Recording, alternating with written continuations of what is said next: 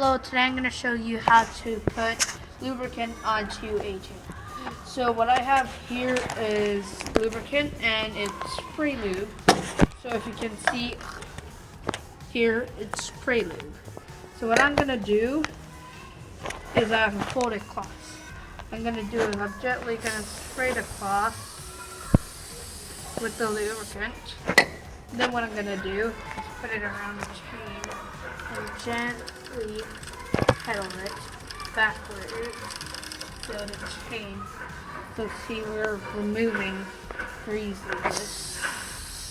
Might want to add another wave of that. And then just put your hand around and gently pedal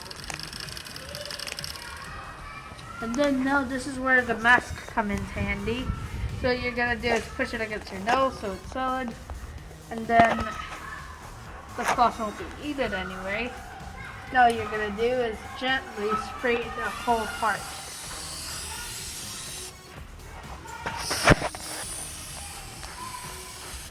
And then the gears also. And then what you're going to do, here comes the complicated part. You're going to spray the inner part like this. Careful that there's anything in this part.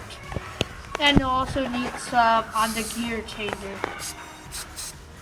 And the back also. A little distance will be good. And there you have it.